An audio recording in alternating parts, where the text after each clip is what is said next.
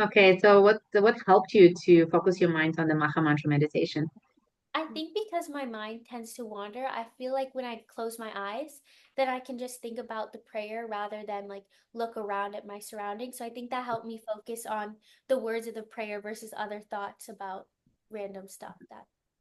Yes, because our eyes is one of the very active senses, right? We have so much like visual information coming in, and if the eyes are open, they have the habit to focus on different things. Yeah. Our attention goes in and out through our ears, through our eyes, right? Yeah. And the mind is the one that basically takes it all together, put it all together. Yeah, so that's a very good observation. How was listening helpful when you listen to yourself in chant? Yeah, that helped me focus because I was just listening to what I was like, just me chanting was all I was listening to. Exactly, as if you're listening to someone. Mhm. Yes, without analyzing, without Yeah.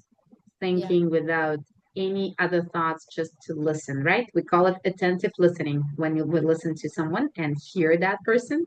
We call it attentive listening. So that's is another way to chant with attention. Okay, and basically, attentive chanting purifies our mind. Anything that was disturbing, anything that was unresolved in our mind, get resolved with attentive Mahamantra meditation. Yeah. Okay, wonderful. So let's continue reading Bhagavad Gita as it is. Today we will read introduction from page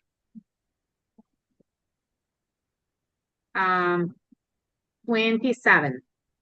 Okay, Okay. page 27. Let me open it on the screen. Okay. It's just a cup. Before we begin, we're going to do 27. the mantras. Okay, so Okay. let's take turns and read both Sanskrit and translation. Okay. Om, okay. Om Gana Timidandasya Ganajana Shalokaya Chakshur Unmilitam Yena Tasmai Shri Guruve Namaha Shri Chaitanya Manobishtam Stapitam Yena Bhutale Swayam Rupa Kadamayam Dadati Swa Padantikam. I was born in the darkest ignorance, and my spiritual master opened my eyes with the torch of knowledge. I offer my respectful obeisances unto him. When will Srila Rupa Goswami Prabhupada, who has established within this material world the mission to fulfill the desire of Lord Chaitanya, give me shelter under his lotus feet? Vandeham Shri Guru Shri Yute Pada Kamalam Shri Guram Vaishnavam Cha Shri Rupam Sagrajatam Sahagana Raghu Dan Vitam Tam Sajivam Sadvitam Savahutam Parijana Sahitam Krishna Chaitanya Deva Shri Radha Krishna Padan Sahagana Lalita Shri Vishkamvitam Cha. I offer my respectful obeisances onto the lotus feet of my spiritual master and onto the feet of all Vaishnavas.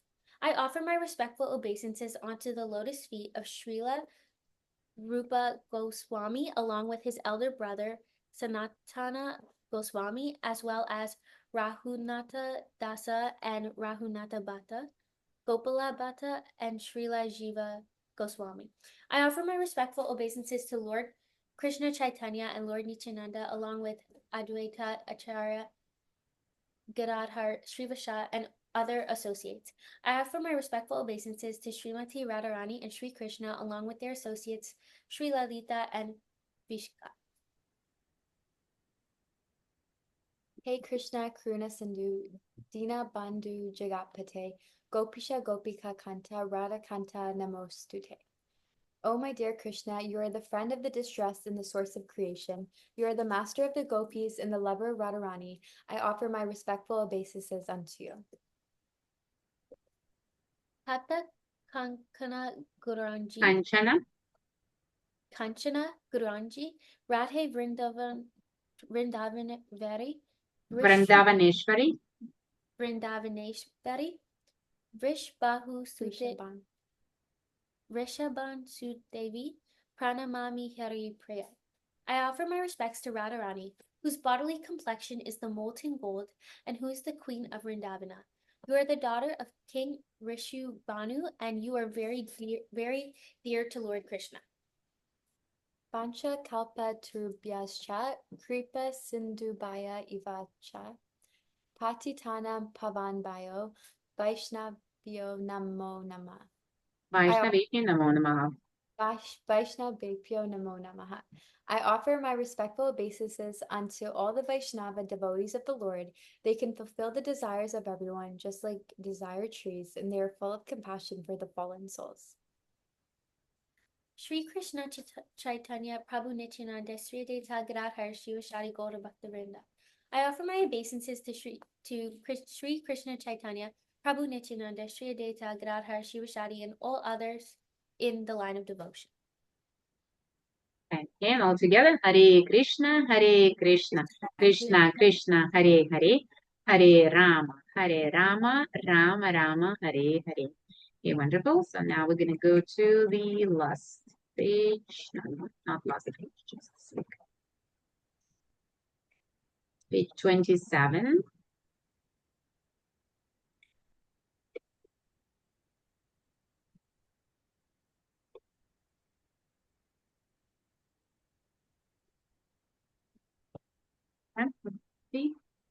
He who meditates on me, so we'll start from there. Okay, you want to go ahead? He who meditates on me as the Supreme Personality of Godhead, his mind constantly engaged is remembering me. Undeviated from the path, he, O Arjuna, is sure to reach me. This Yes. is And the meditation means that we focus our mind. And meditation means that it's not only the focus, right? It's what we think all the time. How we build a habit. We think of something all the time, and then it becomes a habit, and it stays in our mind. So the meditation on the Supreme means that the Supreme is always in our mind. And that's why mind stays very pure, right? And therefore it says, his mind constantly engaged in remembering me and deviated from the path. So it's impossible to go to deviate from the path if we keep our mind on the Supreme, because mind initially is the Lord himself in the material world. It's the Lord of mind is represented. Lord represents the mind in the material world. Therefore, when we think of the Lord, there is no other way other than, being with the Lord. Yeah. Therefore, the Lord is saying, "O Arjuna, such a person is sure to reach me." Okay. All right. Let's continue. This is not a very difficult process. However, one must learn it from an experienced person. Tad vijana naratam sagaram iva bhyacha. One must approach a person who is already in the practice. The mind Yes. So why do you think one has to approach a person who is already in practice in order to learn how to focus, how to meditate on the Supreme? What is your opinion? So that they could have like a teacher, somebody who knows how to pass the knowledge? Yes. What if we try doing it ourselves without a teacher? I feel like if you surround yourself with people who are like kind of like already practicing, it'll be easier for you to like stay focused and not get distracted.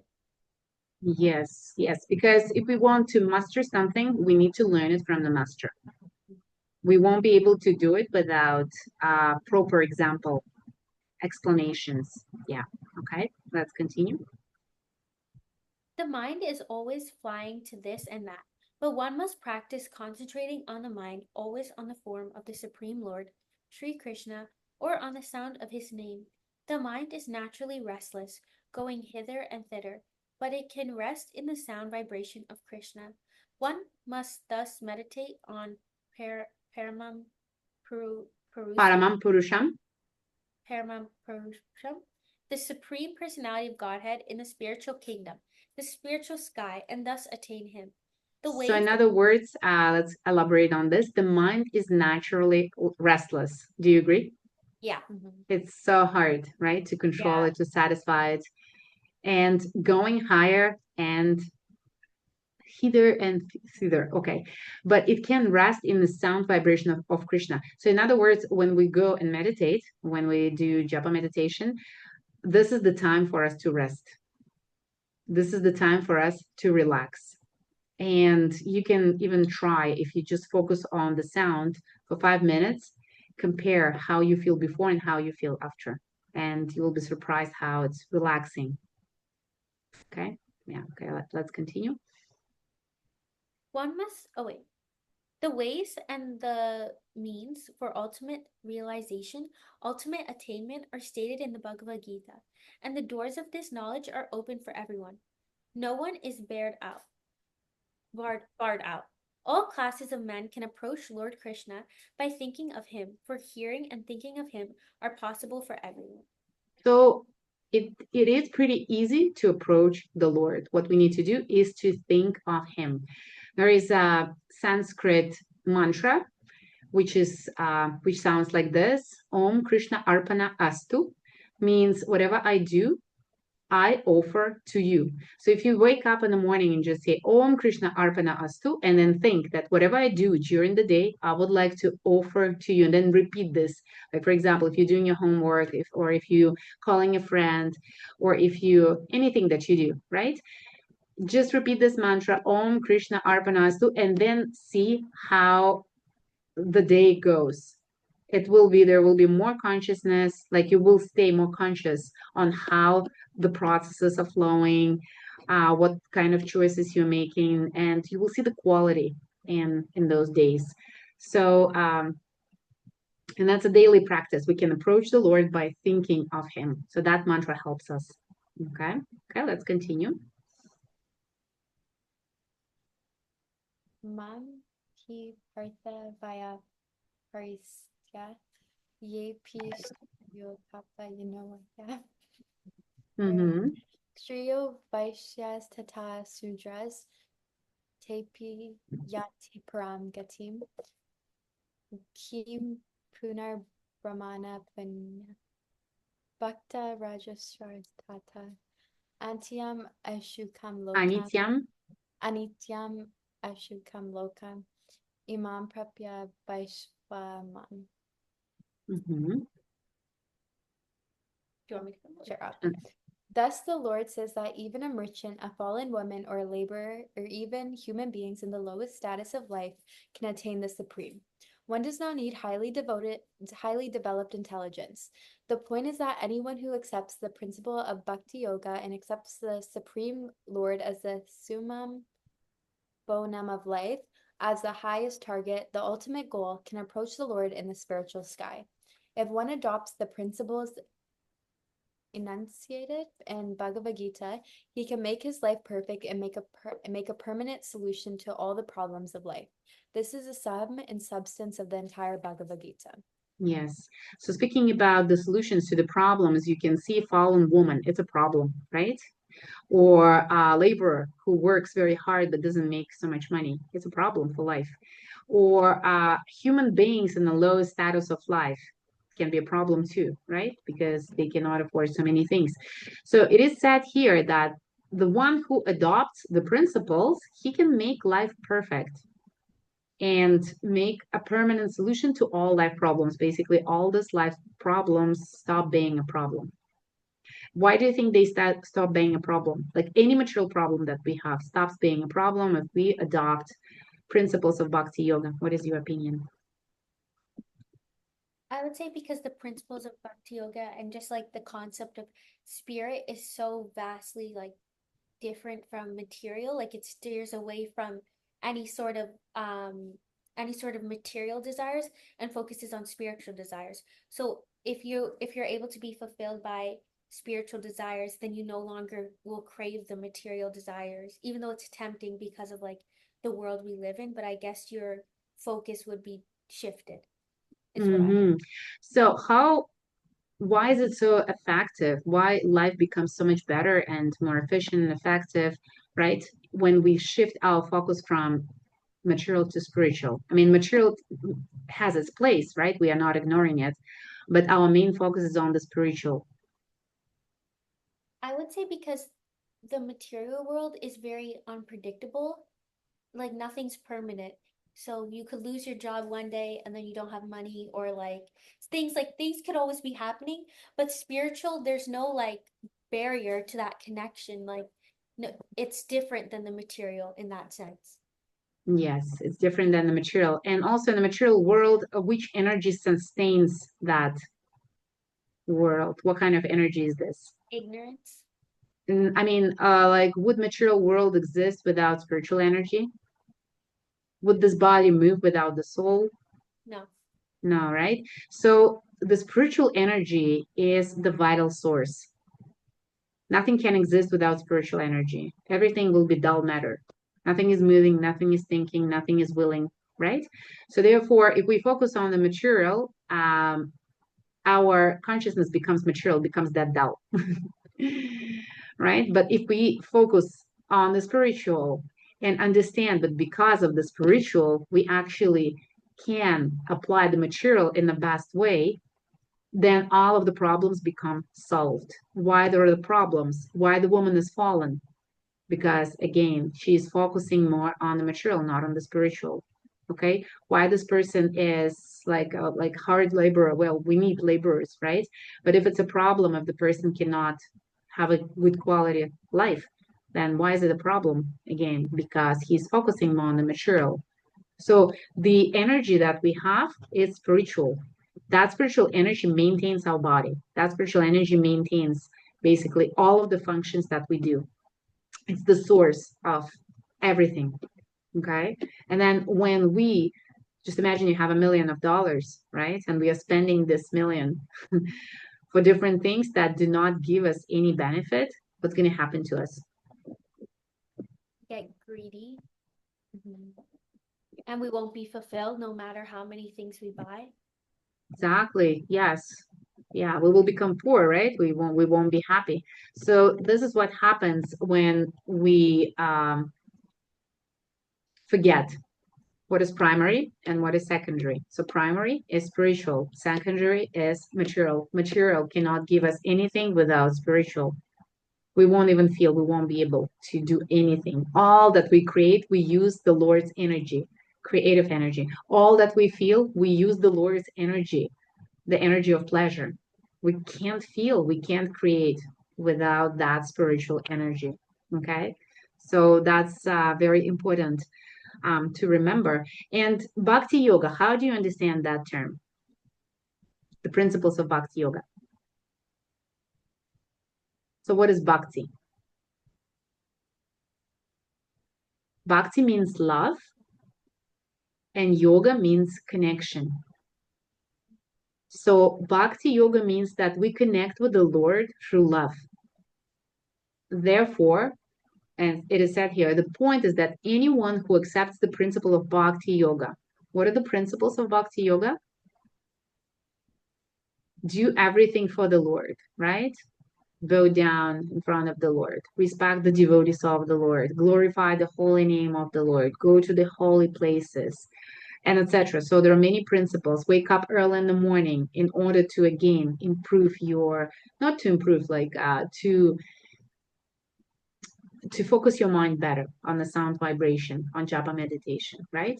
So the principles of bhakti yoga make us help us achieve the ultimate goal, and anyone can accept those principles. Now there are so many different yogas, right? There is a connection with what, like if we are very much connected with the knowledge, it's jnana yoga. Okay, if we are very much connected with what we get, how much we make, what we eat, it's more there is karma yoga. It's like if we think of the supreme, right? Karma in a good way. When we get something, we understand that we got it through the Lord, but we cannot at this point detach from the material thing, so that it becomes karma yoga. But when we fully develop love, complete satisfaction comes. We don't need to like try hard to detach from anything. Drug addicted person becomes free from addiction. This is the experience that Prabhupada showed, right? With his disciples. A lot of his disciples had different addictions, and all of them were released without any medication, just because they got reconnected with the help and mercy of Prabhupada with the Supreme. So they developed that bhakti yoga in their heart, and now they are our spiritual teachers. Okay. So, okay, let's continue. In conclusion, Bhagavad Gita is a transcendental literature which one should read very carefully. Gita sastram idam panyam yaha kata prayata puma. If one properly follows the instructions of Bhagavad Gita, one can be freed from all the miseries and anxieties of life. Vayasol padi varjita. One will be freed from all fears in this life, and one's next life will be spiritual. Yeah, so this is so amazing, right? If we follow the instructions of Bhagavad Gita, we will be freed from all miseries and anxieties. And we, not only us, right? We, by our happiness, we can affect other people. We can help other people to be happy. Unhappy person cannot make anyone happy. If the person is full of fears, he cannot help anyone to be free of fears. If the person is full of anxieties, how can he, again, help anyone, right? So by taking spiritual care of ourselves, I would say, we can help others a lot. All right, let's continue. There is also a further advantage. Gītā-ya yana silasya pranayama prasyacha naiva santihi papani purva janma kritani cha. If one reads Bhagavad Gita very sincerely and with all seriousness, then by the grace of the Lord, the reactions of his past misdeeds will not act upon him. The Lord says very loudly in the last portion of Bhagavad Gita, sarva-dharmān parityajya ekaṁ śaraṇaṁ vraja ahaṁ tvāṁ sarva-pāpebhyo mokṣayiṣyāmi ma śucaḥ. Mokṣayiṣyāmi ma śucaḥ.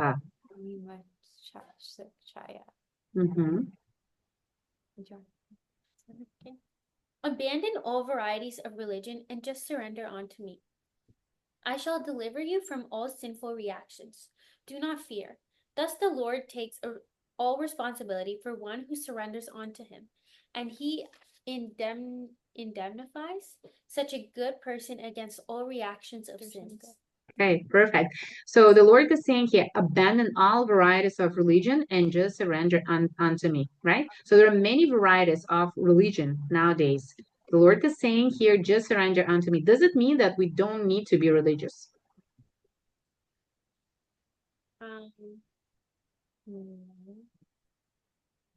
Wait, what is it? Abandon all varieties of religion. Varieties, yes, and just surrender unto me.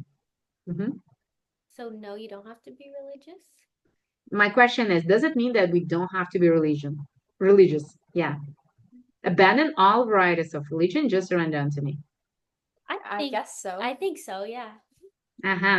Actually, this is the message for those who develop bhakti yoga in their heart. Okay? Until we develop that, until we establish that love, feel that love towards the Lord, okay, we cannot surrender actually. Because we will be thinking what? What we will be thinking? If we don't surrender.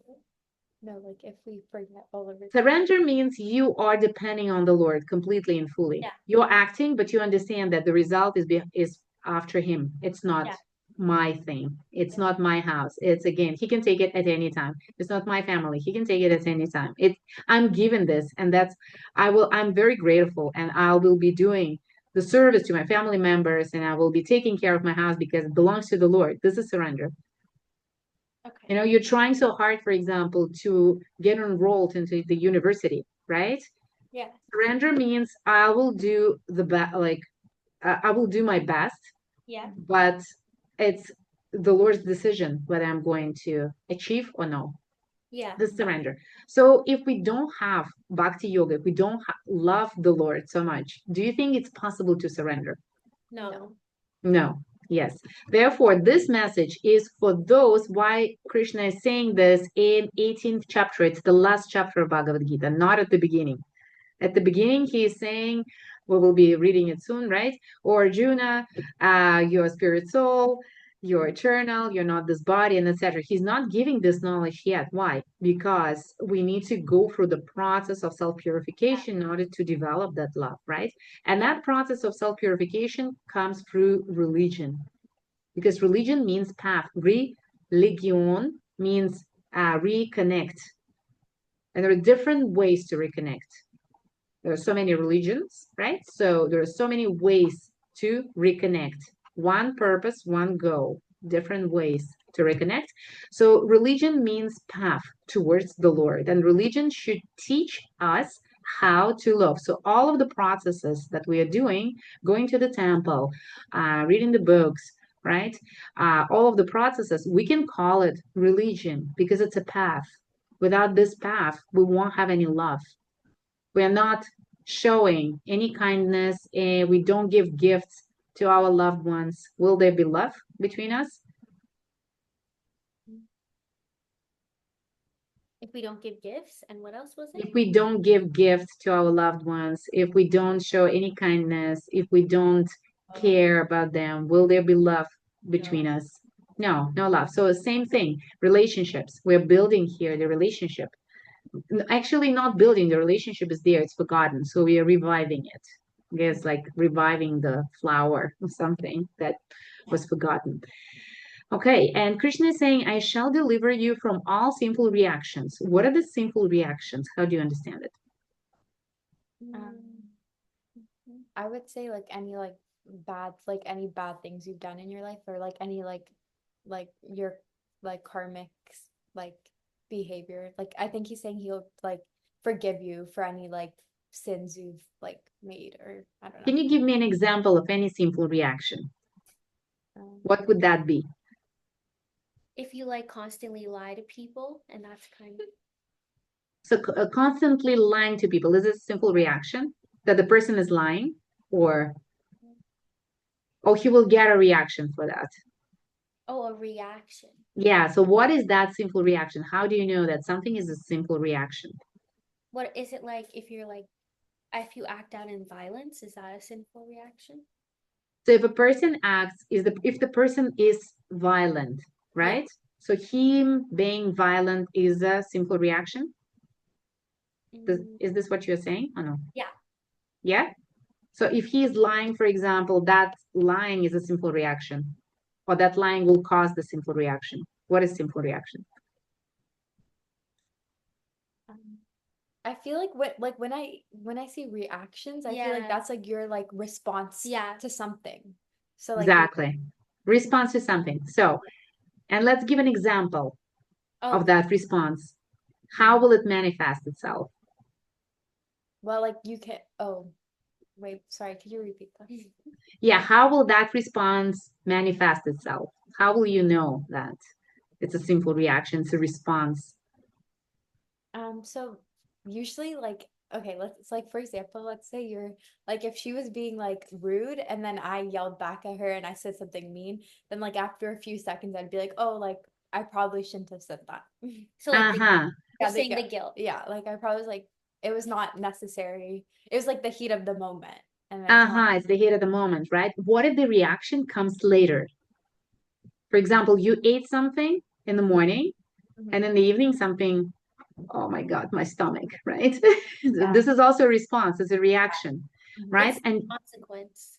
It is a consequence, right? So what if the action, right, and the reaction are separated in time? For example, a person said something negative to someone, right? And that someone didn't react right away. And then you're seeing that someone, and he is avoiding the person. So you're seeing the response: avoidance, silence, like negative talking, something like this. Yeah. Will it be easy to connect? No. Yeah. So people may think, what? Oh, the person is so negative, right? He's so distant. What happened? Because if there is time between the action and reaction, we may not see that it's a simple reaction, that it's a response, actually. Yeah. You know what I mean? Yeah. Like any negativity that we see in the world is a response. Yeah. Okay? Because the action could happen in the past life. Okay? The person, for example, betrayed someone, left, like promised something and didn't do. And in that life, they didn't receive anything. But now in this life, they will be born in a family where the parents are, for example, promising, not doing, promising, ignoring. We call it abusive relationship, right? But it's a response. It's a reaction. It's a simple reaction. Okay? What else can be a simple reaction? For example, if you're seeing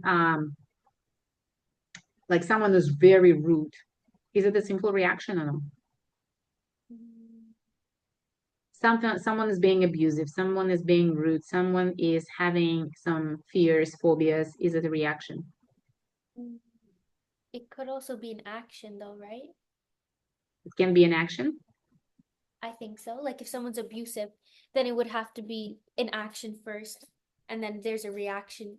But if the abuse is already there in the mind of the person, it's already there. And the person is acting based on the thoughts that are already in the mind. Of course, responses cause actions, and those actions again cause reactions, right? Yeah. So it's all connected. Yeah. But if you see anything, for example, destroying, right, negative, something which causes harm, it is a simple reaction because it is a response. The person was practicing doing something wrong for so long that he developed a habit. And that's a simple reaction. They cannot act different. Okay? Bad, like negative character qualities, this is a reaction. It's also a simple reaction. Okay, same thing with, like we have, how to say, good karma and bad karma, right? We call it like that. So bad karma, we call it simple reactions because it causes a lot of pain. Anything that causes a pain is a simple reaction. Can you give me an example? If you like your trust in someone, you break your promise, that would cause pain. So that's like a simple reaction. Yeah, so you're talking about the actions, right? Yeah. How about the reactions?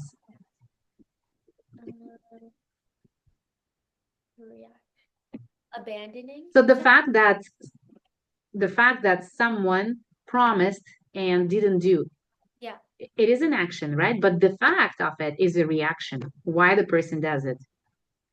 Why does he have the tendency because to lie? It's like something he had the influence of, like that became his habit maybe, or her habit to do that. Yeah, so that tendency is a reaction. Like if you see rude people, if you see negative people, if you see like people gossiping, people betraying, these are their simple reactions. They are punished by those qualities. They're suffering from them. They make others suffer. And that's how they develop further sinful actions that will cause sinful reactions. Now, Krishna is saying, I shall deliver you from all sinful reactions. Can you imagine how it's powerful? Just surrender into me, and person suddenly becomes kind, loving, would you imagine? Is it believable? It's unbelievable, right? Yeah. That someone who was abusive, who was addictive, can become free, like become kind and responsible and reliable, because they are free from their sinful reactions and willing to do only good, to serve the Lord. You see, it's very, very powerful. So, so surrendering is through bhakti yoga gives us that freedom. We become ourselves because the spirit soul is happy. It's all knowledgeable and blissful. Has nothing to do with the sinful reactions. Okay, it comes from the mind. But when the mind is pure, there cannot be any single reactions. The person won't want it. Okay. And then Krishna is saying, do not fear. Why do not fear?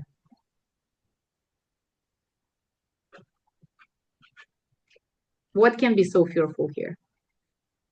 Maybe like the shame that comes with admitting your sins. In that message, what can be so fearful?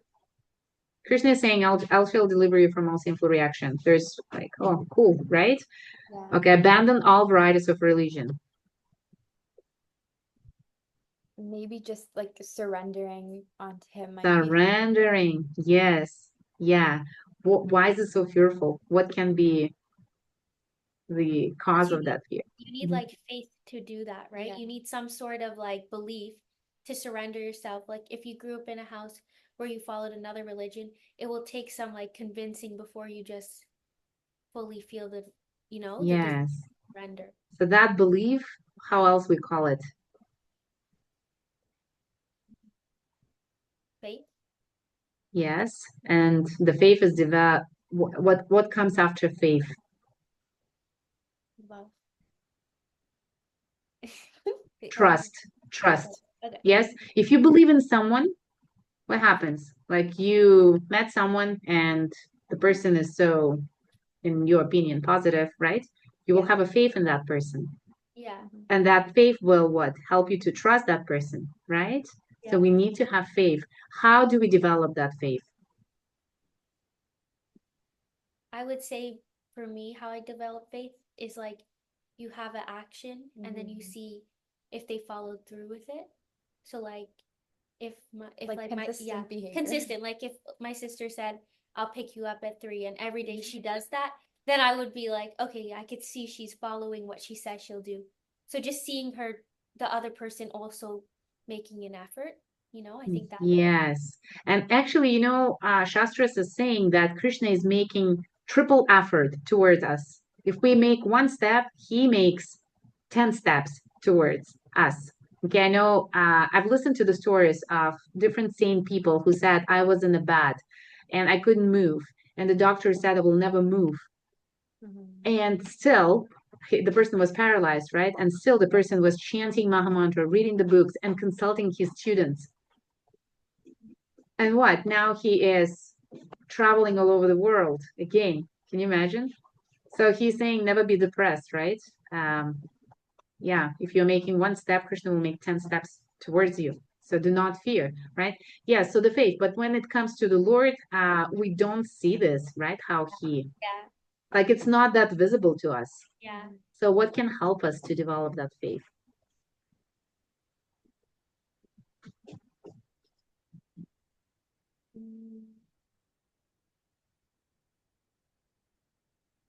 Well, I think what you said earlier about like how nothing like in material nature comes without spiritual nature. So like reminding yourself that like your life here and everything here is not permanent, but like the spiritual world is and Krishna is would maybe give you some ease to like. Yes. Yes. I think that if you felt like very isolated and alone, that might also be a motive to turn to God, because like nobody in your life is permanent, right? But you know that God's eternal. So that could also be a factor, like, let me go learn about God. Yes, yes. So when we rely on God, right, in very difficult situations, we feel that support within us. We understand that we didn't create that support. It's actually given to us. And it's our choice to rely or not to rely. So our choice makes it happen. Now, the faith comes from experience, actually. right? As you said, if the person fulfill their promise multiple times, then faith automatically comes. Now, with Krishna consciousness, when we do spiritual practice, it is said, read Bhagavad Gita, chant Maha Mantra, right? It's all based on action, but it's our action. If in a relationship we expect from someone to trust, right? Yeah. Here we need to act. We are the one who, develops that. Because Krishna is there. He believes in us. He knows us. He sees everything we don't see. It's our job now to revive that, right? Therefore, if we do it on a regular basis, we will start feeling the connection. And if Lord is happy with that, because it's a service, when we repeat his name with attention, it's a service, we give him attention. We have that motivation. When we read what he said in Bhagavad Gita, it's his conversation. He's happy about it. All of the teachers, all of the disciplic succession teachers, they give us blessings for that. They reconnect us. And through that, we start feeling that connection. So the faith, it's no longer material, because how can you measure love? You can't. You just say, I love. Why? This person, this, and this. Why? That's it. Why do you love your mom or your dad, right? There are so many families which are struggling because of their negative qualities, character qualities. There's lack of care and attention, and children still say, I love my dad, I love my mom, right? Why? Love. You cannot measure it. Yeah, so that love develops by the mercy of the Lord and through our practice. And through that feeling, we get the faith, and then we get trust. Okay. And of course, when we see different situations, miracles, we refer to the Lord, right? And we get the help, and we get everything we need, or sometimes we don't get, and we may become angry, but it's the best path for us when we don't get what we want. It's actually, it's a protection for us. We just don't know, right? That's something what we want may harm us. Yeah. Therefore, later on we can see, oh, thanks God I didn't do this. Oh, thanks God the circumstances went against me. I'm so happy. Thank you. Right? Yeah. But time. So that also develops faith and wisdom and trust. Okay. All right. I believe it's time for us to finish, right, for today. Excellent. Let's quickly summarize what are you taking with you? What was so interesting or impressive, get stuck in your mind from today's class? For me, it was the whole sinful reactions. I found that interesting. Okay, perfect. Now you will be seeing where the action, what is the reaction. And if someone is like behaving in a certain way, it's understandable that it's probably a response to an early event, right? That happened before. Yeah. Okay. How about you?